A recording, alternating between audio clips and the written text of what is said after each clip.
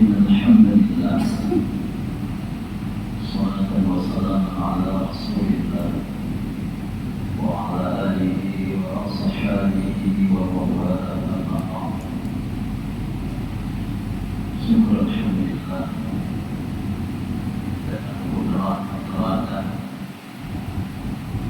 dan serta ma'unah daripada Allah, juga taufik dan hidayah daripada Allah, telah dapat kita laksanakan salat berdoa berjamaah. Mudah-mudahan Allah menerimanya. Salawat dan salam sama-sama kita mohon Allah menyampaikannya kehadirat Nabi kita Muhammad sallallahu alaihi wasallam serta keluarga dan para sahabat kita sekalian.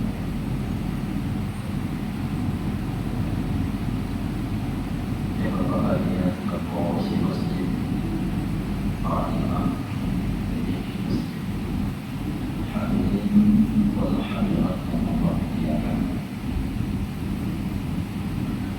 Insyaallah hari ini kita akan mengkaji dan membahas tentang nisfu Sya'ban yang insyaallah tidak lama lagi kita akan kedatangan satu malam yang mulia, yaitu malam nisfu Sya'ban.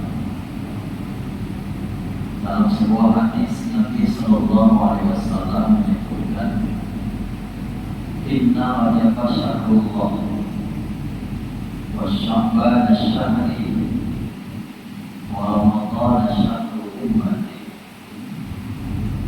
Sesungguhnya bulan Rajab itu bulan Allah dan bulan Sya'ban itu bulanku dan bulan Ramadan itu adalah bulan umatku.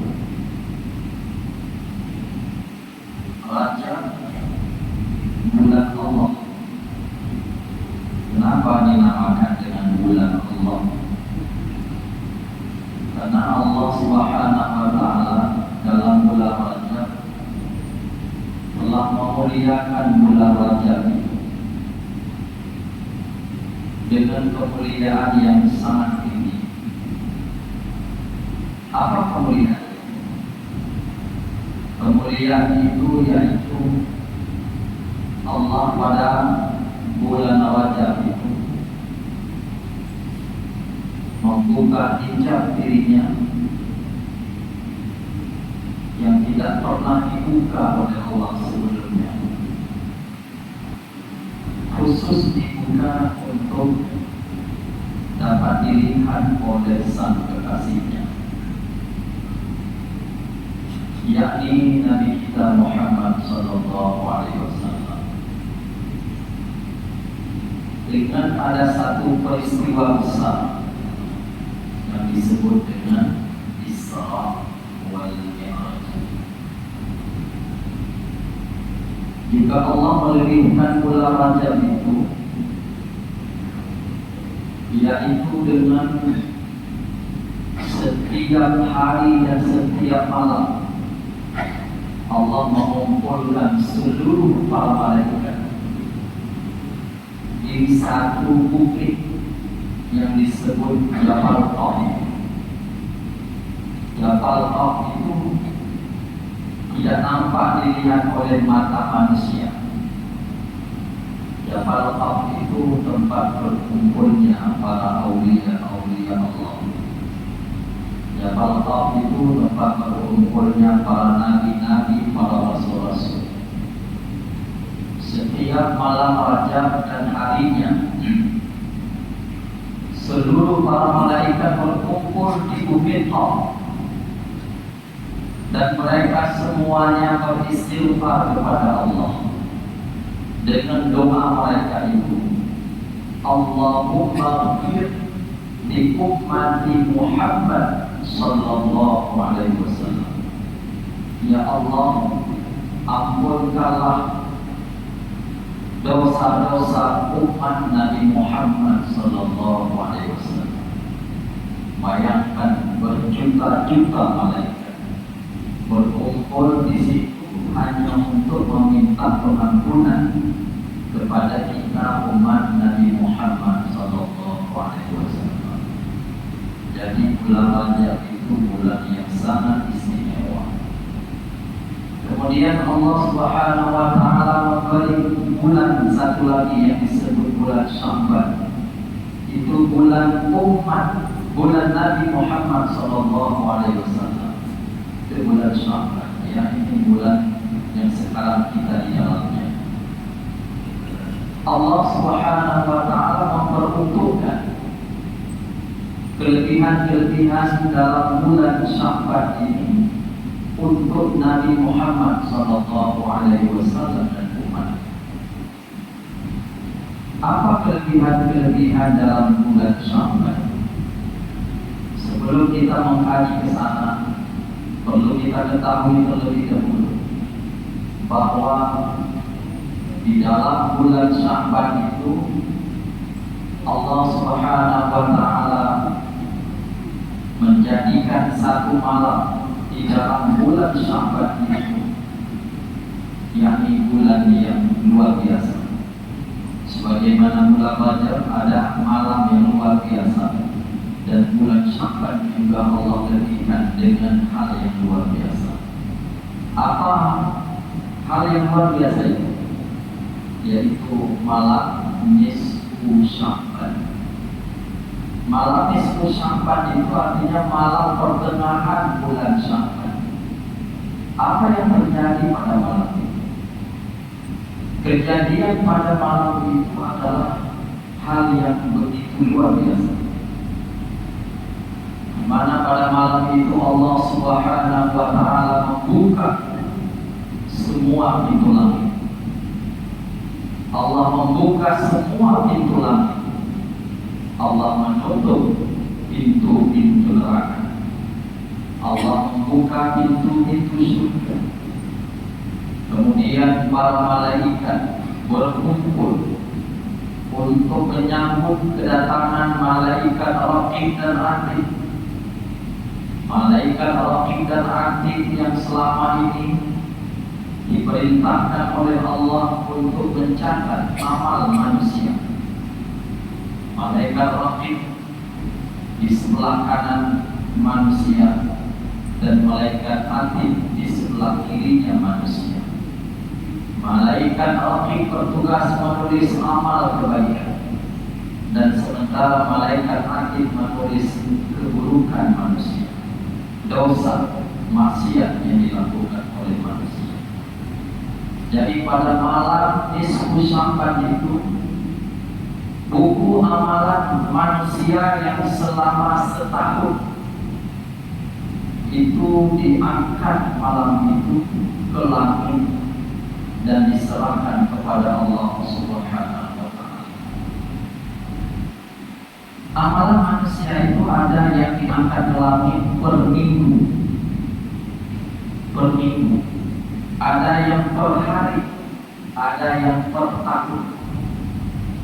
Yang per harinya itu amalan manusia dari subuh ke petang itu diangkat ke langit selepas waktu maghrib.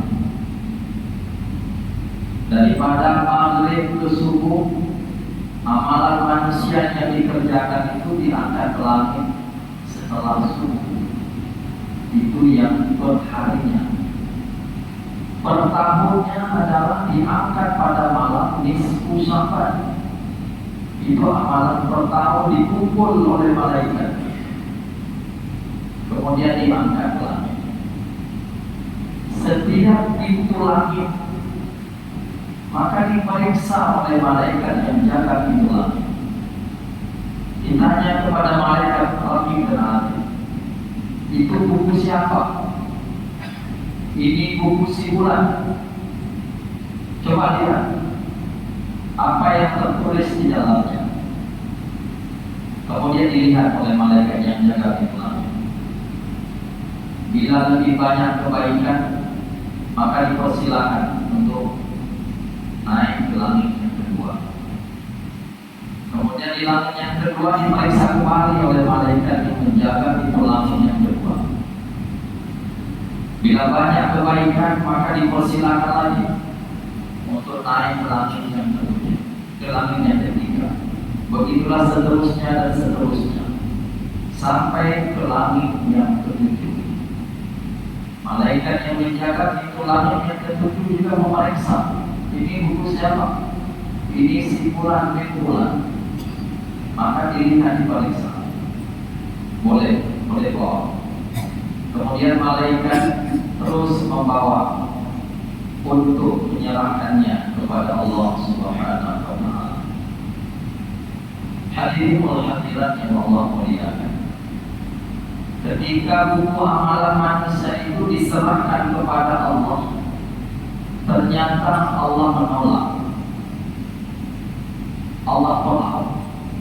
Wahai malaikatku, ambil buku itu dan kamu buang di muka yang punya buku itu. Karena sesungguhnya si fulan bin fulan itu beramal bukan untukku. Maka kamu campakkan buku itu di mukanya. Malaikat tidak mengetahui apa yang ada di hati manusia. Ketika manusia beramal, ketika manusia beribadah, malaikat melihat lahir. Lahirnya dia sembahyang, ditulis sembahyang. Lahirnya dia mencuri, ditulis mencuri. Adapun maksud daripada melakukan sembahyang tadi apa? Tujuannya apa? Sebabnya apa? Itu yang tahu hanya Allah.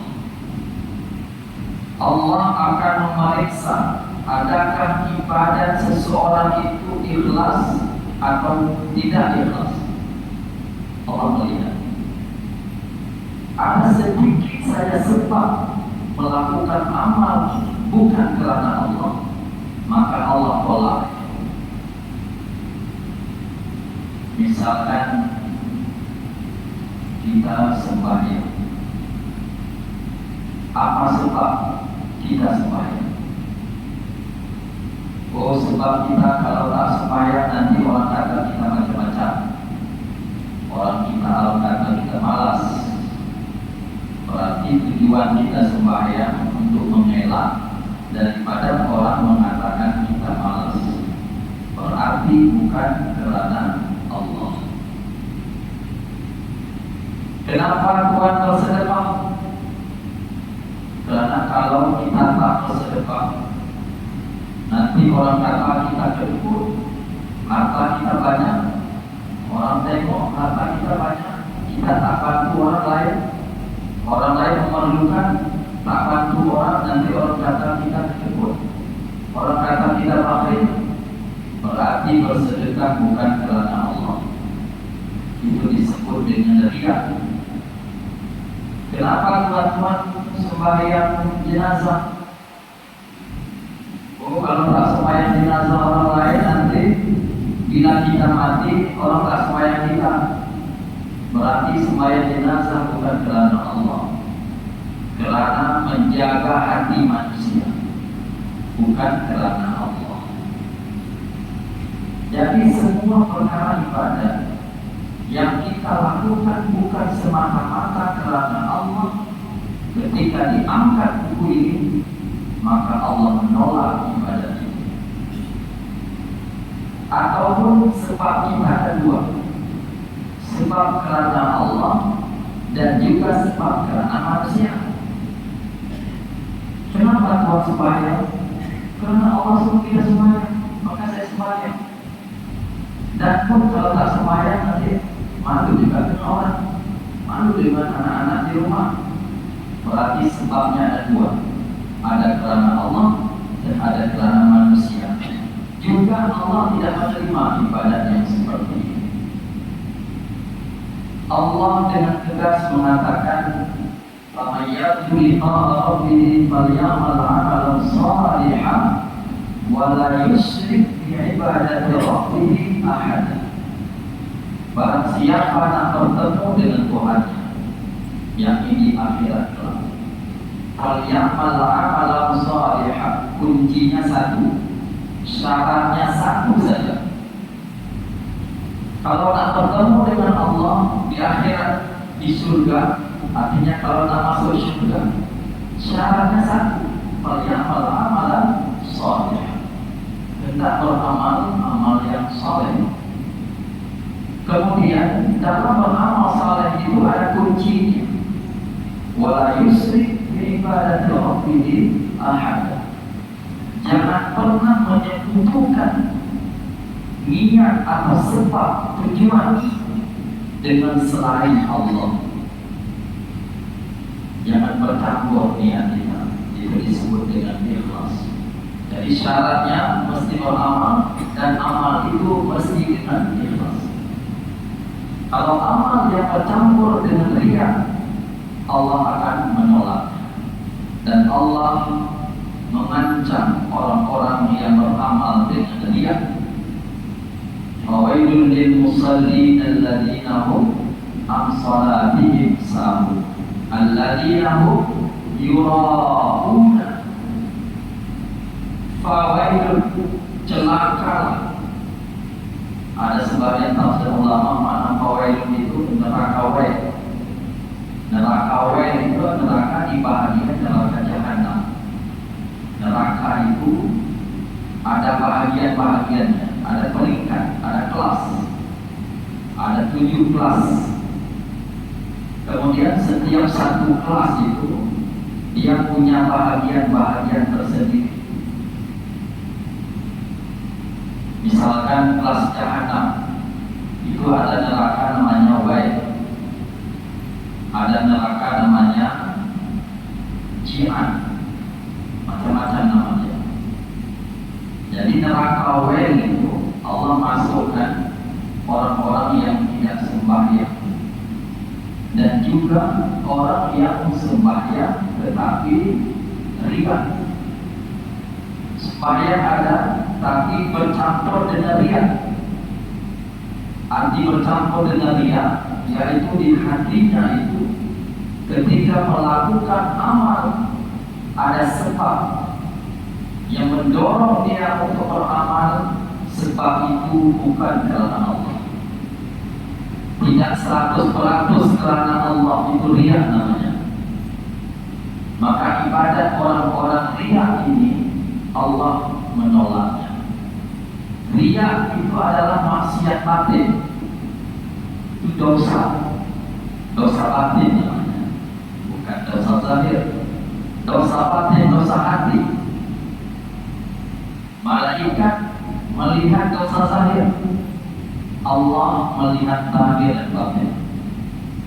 Bila manusia bercampur amal tadi dengan zahir dan batinnya itu tidak baik, maka Allah akan menolak amal tersebut.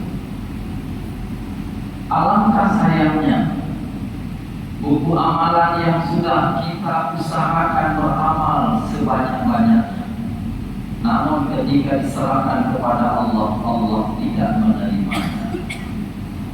Rugi yang amat besar ibadah yang kita lakukan bila Allah tidak menerimanya. Dan buku itu dikumpulkan per tahun sampai kita kembali kepada Allah kelak nanti. Kemudian buku itulah ketika kita dibangkitkan daripada kubur, buku itulah yang diserahkan kepada kita. Bangkit dari kubur, diserahkan buku itu kepada kita dan digantungkan di leher manusia.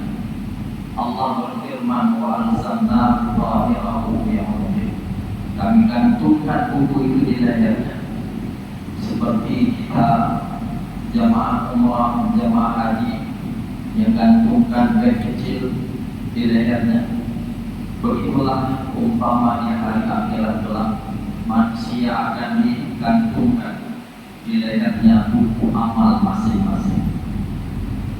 Alangkah sayangnya ketika kita dipanggil oleh Allah untuk menghadap ke mahkamah Allah, dihisab oleh Allah.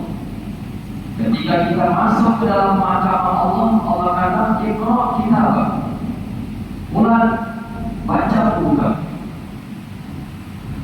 Ketika kita buka lembaran amal kebaikan, ternyata amalan kita kosong, tidak tertulis. Kemudian kita berkata, ya Allah, saya ada sembahyang, saya ada puasa, saya ada haji, saya ada zakat, saya ada sedekah, tapi kenapa di sini tidak tertulis? Allah mengatakan, wahai hambaku, semua yang kamu buat itu bukan kerana-Ku, kerana manusia. Maka kamu mintalah balasan kepada manusia itu. Aku tidak akan memberi balasan kepadamu. Aku tidak menerima amal ibadatmu, sebab ibadatmu bukan kerana-Ku. Menangislah manusia di sana. Kemudian Allah menyuruh untuk membaca buku amal keburukan. Maka dengan penuh ketakutan manusia membaca amal-amal ketakutan, amal-amal keburukan, termasuk maksiat batin, riya, takabur, ujub, sum'ah, dan sebagainya. Pada saat itu manusia dihisab oleh Allah, kemudian dimizan, kemudian setelah itu baru berjalan ke sirat. Hadirin hadirat yang Allah muliakan, inilah malam nisfu Sya'ban, malam dibuka pintu langit dan para malaikat akan berdiri menyambut kedatangan Raqib dan Atid untuk mempersembahkan tubuh kita kepada Allah Subhanahu wa Ta'ala. Dibuka pintu langit. Kalau kita boleh melihatnya, nampak dibuka pintu langit. Tetapi jangan melihat dengan mata zahir. Mata zahir tidak nampak. Dia akan nampak dengan mata batin. Mata batin itu boleh nampak apabila amalnya itu sudah mengeluarkan nur. Amal ibadat kita sudah mengeluarkan nur, maka terbukalah mata batin manusia. Ketika amal ibadat manusia itu masih kotor, masih gelap, maka mata batinnya itu tidak boleh terbuka. Yang terbuka hanya mata zahir saja. Mata zahir tidak dapat melihat apa yang terjadi pada malam nisfu Sya'ban. Malam yang begitu hebat sekali terjadi, yaitu diangkatkan amal kita, diserahkan kepada Allah Subhanahu wa Ta'ala. Hadirin yang Allah muliakan, maka sebab itulah oleh Rasulullah SAW menyuruh kita untuk saat-saat akhir buku amalan kita itu diangkat ke langit, maka pertanyakanlah catatan itu dengan amal kebaikan. Ini ada masa dalam 10 hari lagi dimulai. Buku amalan kita akan diangkat ke langit, diserahkan kepada Allah. Maka dalam kesempatan terakhir ini disunahkan untuk memperbanyak segala amal kebaikan. Misalkan puasa sunnah, bersedekah, berzikir, baca Al-Quran, dan sebagainya, supaya kelak di akhirat nanti ketika kita baca buku amal kita, ternyata di ujung-ujungnya itu penuh dengan kebaikan. Maka itu Rasulullah SAW menggalakkan kita, memberi motivasi kepada kita dalam hadis-hadisnya untuk kita memperbanyak amal di dalam bulan Sya'ban ini, terutama sebelum malam nisfu Sya'ban, dan begitu juga setelah nisfu Sya'ban. Digalakkan untuk banyak beramal supaya buku baru yang kita miliki itu dimulai dengan amal-amal kebaikan. Hadirin wal hadirat yang Allah muliakan. Kemudian di dalam bulan Sya'ban ini Allah Subhanahu wa Ta'ala memandang hambanya dengan pandangan kasih sayang. Di dalam bulan Sya'ban ini Allah menerima, membuka pintu pengampunan seluas-luasnya kepada umat, terutama umat Nabi Muhammad SAW yang mendekatkan diri kepada Allah, yang meminta pengampunan kepada Allah. Sebab itu Rasulullah SAW menganjurkan kepada kita memperbanyak istighfar di dalam bulan Sya'ban ini. Minta ampun kepada Allah, duduk di tengah malam, menangislah menghadap Allah, minta diampunkan dosa-dosa kita. Jangan sampai nanti kita menyesal dengan dosa-dosa itu. Jangan sampai nanti kita menangis di saat kita kembali kepada Allah. Jangan sampai kita nanti menangis di saat diputuskan untuk masuk ke dalam neraka Allah. Maka lebih baik kita menangis di dunia, memohon pengampunan daripada Allah Subhanahu wa Ta'ala, minta diampunkan. Malam di Sya'ban itu kita duduk tengah malam menangis di hadapan Allah, minta Allah ampunkan seluruh dosa-dosa kita. Allah membuka pintu pengampunan seluas-luasnya untuk kita umat Nabi Muhammad SAW. Barang siapa yang memohon pengampunan kepada Allah, Allah pasti menerimanya. Allah pasti mengampunkan seluruh dosa hamba-hambanya yang memohon kepada Allah Subhanahu wa Ta'ala. Kecuali dua golongan yang Allah tidak akan ampun malam itu. Golongan yang pertama, golongan orang musyrik, golongan orang-orang murtad, orang-orang yang sudah Islam kemudian keluar dari Islam. Malam itu Allah tidak akan mengampunkan. Allah sangat murka kepada umat Islam yang keluar daripada agama Islam. Dosa yang kedua yang Allah tidak akan ampunkan, dosa orang yang memutus tali silaturahim. Anak benci kepada mak bapak, orang tua benci kepada anak, adik-beradik putuskan hubungan silaturahim, maka Allah tidak akan mengampunkan dosanya pada malam itu. Walau dia menangis kepada Allah meminta diampunkan seluruh dosanya, selama orang yang berkenaan yang berkaitan itu belum memaafkan, Allah juga tidak akan memaafkan. Silaturahim, hubungan darah, bila mana hubungan darah itu diputuskan, maka Allah sangat membencinya. Jadi kalau ada orang yang ada hubungan darahnya, kemudian sebab ada masalah-masalah, akhirnya mereka putuskan silaturahim, hubungan. Jadi marahnya, bencinya mengakibatkan mereka tidak mau bertemu lagi. Nak cakap pun tak ada, nak tengok pun tak ada, hidup ke mati ke kaduri ke apa semua tak peduli. Kamu saya. Nah, sudah begitu dah hubungannya. Orang tua sudah tak anggap anak lagi, anak sudah tidak menganggap itu orang tua lagi, adik-beradik tak menganggap itu kakak saya, itu orang saya, adik saya. Putus silaturahim. Maka sebab itu Allah murka kepada orang-orang tersebut. Bagaimana kita yang telah disatukan darah oleh Allah, namun kita putuskan hubungan darah itu, maka pada malam nisfu Sya'ban Allah tidak akan mengampunkan dosa orang-orang tersebut, walaupun dia memohon pengampunan daripada Allah Subhanahu wa Ta'ala. Sebab itu sebelum datangnya malam nisfu Sya'ban, bila ada di antara kita yang telah memutuskan hubungan silaturahim, maka cepat-cepatlah, segeralah bertemu dan meminta pengampunan. Kalau suami berdosa dengan istri, minta ampun. Istri berdosa dengan suami, minta ampun.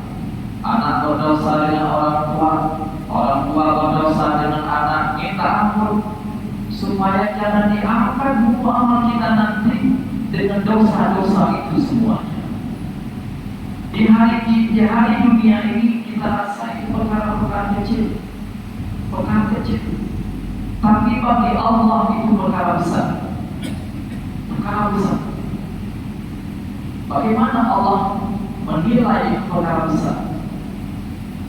Nanti bermula dari alam barzakh, ketika kita masuk ke liang lahat, dikuburkan. Malaikat Munkar nanti datang bertanya satu persatu persoalan, Rabbuka wa man nabiyuka dan sebagainya. Di penghujung soalannya ditanya, wa ma ikhwatuka, siapa saudara kamu? Ketika kita meninggal, masih ada dosa dengan adik-beradik, masih ada dosa dengan suami istri, masih ada dosa dengan saudara-saudara senasab kita itu, maka Allah akan menyiksa kita bermula dari alam kubur itu. Kita tak boleh nak jawab nanti bagaimana umat Islam laki-laki dan perempuan itu saudara. Tak akan terjawab, sebab ketika kita meninggal masih kita tinggalkan dosa dengan manusia. Begitu juga nanti ketika diperiksa di mahkamah Allah. Diperiksa di mahkamah Allah itu perkara yang berkaitan dengan Allah terlebih dahulu. Setelah itu semua selesai, Allah akan periksa hubungan dengan manusia. Seorang ayah diperiksa, seorang ibu diperiksa, seorang suami bagaimana hubungan dengan istrinya. Adakah suami telah pernah menzalimi istrinya? Adakah istrinya telah pernah melukai suaminya? Adakah orang tua zalim kepada anaknya? Adakah hak anak telah ditunaikan oleh orang tua? Semua diperiksa. Bila itu bermasalah, walau ibadat tadi sangat banyak, maka tidak boleh masuk surga. Begitu juga ketika keluar dari mahkamah Allah, manusia berjalan di atas sirat. Di sirat itu, di bawahnya ada neraka. Manusia semua kena berjalan di sirat. Perjalanan sirat itu, kalau perjalanan biasa itu perlu masa dalam 21.000 tahun. Itu di sirat saja. Begitu panjang perjalanan manusia di sirat. Dan setiap perjalanan itu ada 7 titik pemeriksaan. Di sirat itu diperiksa lagi, walau tadi di mahkamah sudah diperiksa. Ketika manusia berjalan ke sirat, diperiksa lagi di sirat.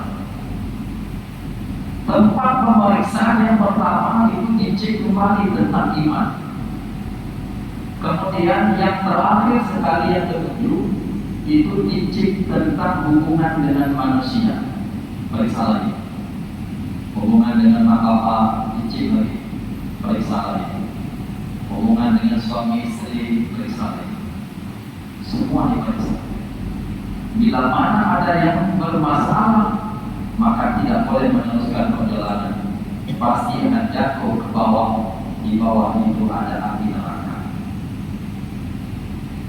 Maka sebelum semua itu berlaku nanti di hari kiamat, itu perkara yang amat besar sekali. Maka malam nisfu Sya'ban, malam pengampunan luar biasa daripada Allah Subhanahu wa ta'ala. Namun apabila kita telah tersilap dan tersalah, maka kita diberi kesempatan oleh Allah untuk bertaubat kepada Allah dan meminta pengampunan kepada sesama manusia. Maka pada malam nisfu Sya'ban itu, anak kena minta maaf kepada ibu bapak. Jangan minta maaf hanya hari raya. Ini buku nak diangkat, jangan sampai ada catatan yang pokok, catatan merah. Jadi kena minta maaf kepada orang tua. Minta maaf dengan ayah, minta maaf dengan mak. Kemudian orang tua sama juga Minta maaf dengan anak, mungkin banyak hak anak yang tidak tertunai.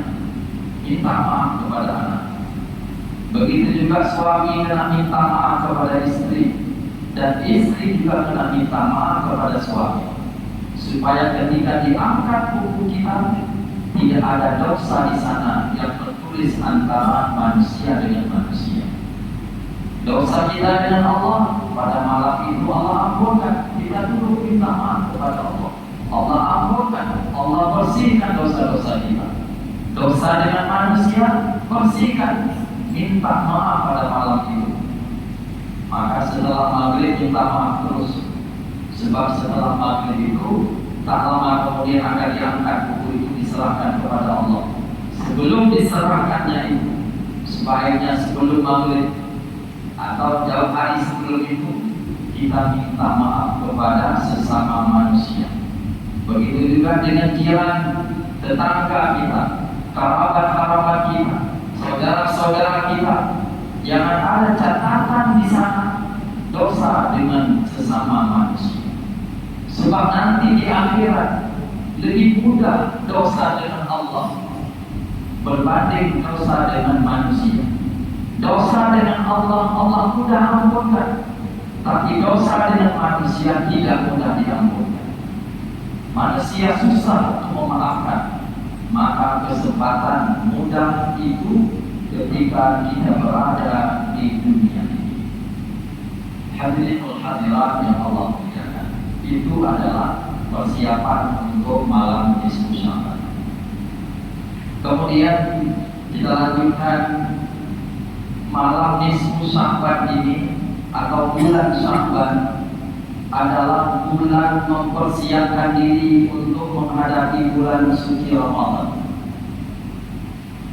Maksud mempersiapkan diri untuk menghadap bulan suci Ramadan bukan mempersiapkan bekalan makanan minuman, bukan mempersiapkan pakaian, bukan itu, tetapi mempersiapkan ilmu untuk beramal menghadap bulan suci Ramadan, mempersiapkan diri untuk bersedia mengambil kesempatan di bulan Ramadan itu khusus untuk bulan beramal kepada Allah.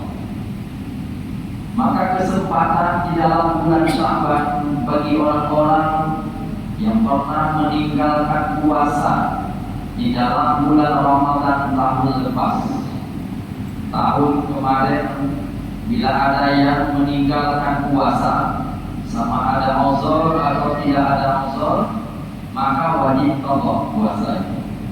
Uzur macam wanita itu ada uzurnya.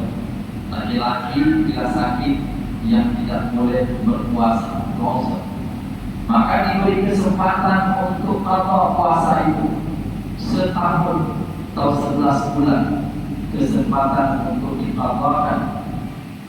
Dan kesempatan terakhir itu ada di bulan Sya'ban. Jadi jangan sampai masuk Ramadan, puasa tahun kemarin itu masih ada yang tertinggal belum diqadha. 2 hari 3 sebelum hari puasa Ramadan sebab uzur, tapi belum qadha lagi, tak qadha lagi. Akhirnya sudah masuk Ramadan. Nah, bila masuk Ramadan sebelum diqadha, maka kena hukuman yaitu kena bayar fidyah. Nah, sudah kena hukuman, apa wajib dan fidyah pun sudah wajib. Maka sebelum datang Ramadan itu masih panjang masa sekarang, maka gunakanlah masa itu untuk kita qadha puasa-puasa yang pernah kita tinggalkan. Ingat berapa hari kita tinggalkan, kita qadha puasa itu. Ini kesempatan terakhir kita, yaitu di dalam bulan Sya'ban. Kemudian ketika masuk dalam Ramadan, semua hutang kita dengan Allah itu sudah selesai. Hadirin wal hadirat yang Allah muliakan, itu sebahagian dari persiapan yang perlu kita siapkan untuk kita berada di dalam bulan suci Ramadan. Mudah-mudahan dalam kesempatan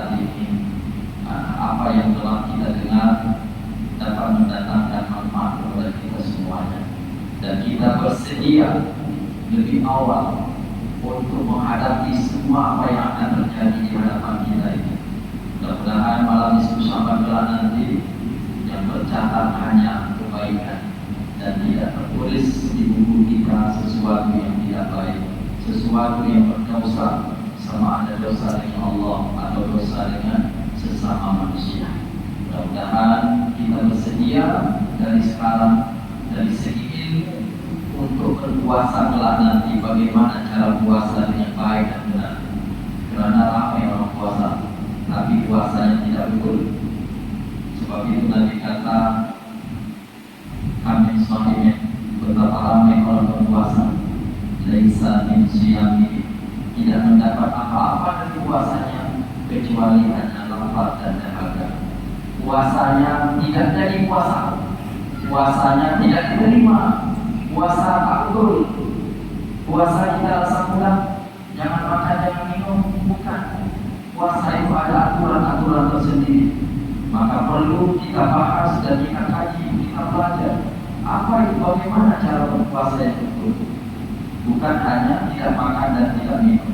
Sehingga Nabi mengatakan betapa ramai orang puasa tapi tidak mendapat apa-apa dari puasanya. Tidak ada fungsi dari puasa, tidak ada faedah puasa, kecuali hanya tahan lapar dan dahaga. Inilah membuktikan bahwa puasa yang dilakukan oleh manusia itu banyak puasa tak betul. Maka sebab itu kita perbaiki dari segi ilmu bagaimana cara puasa yang benar, supaya apa yang kita nak lakukan nanti di dalam bulan suci Ramadan itu sudah sesuai kepada kita dengan perintah Allah Subhanahu wa taala. Hanya sekali ini saja. Wabillahi taufiq wal hidayah. Wassalamualaikum warahmatullahi wabarakatuh.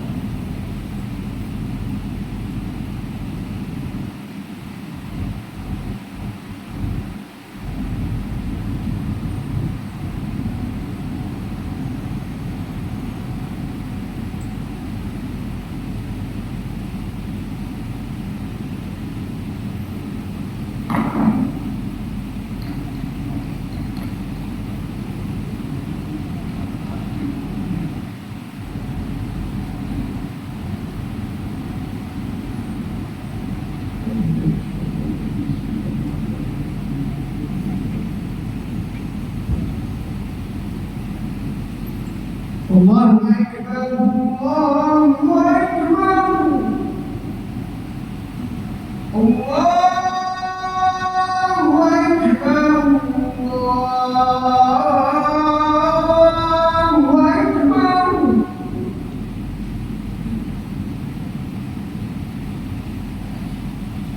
Asyhadu an la ilaha illallah.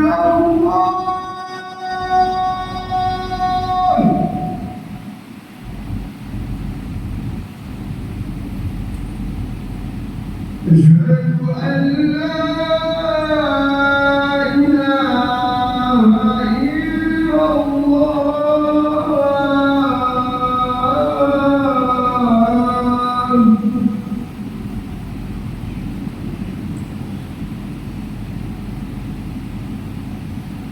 أشهد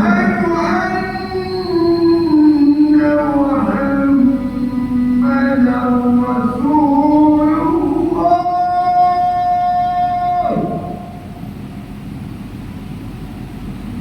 أشهد أن محمدا رسول الله.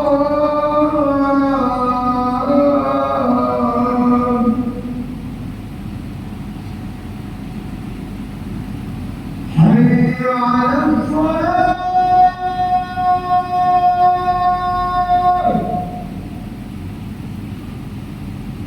حي على الصلاة.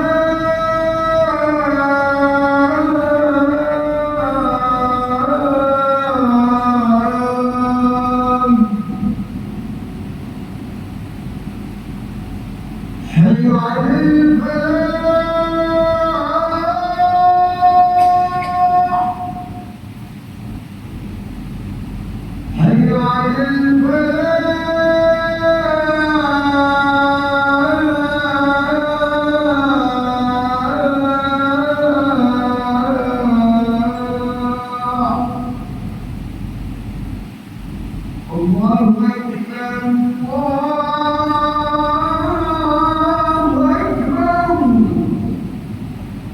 لا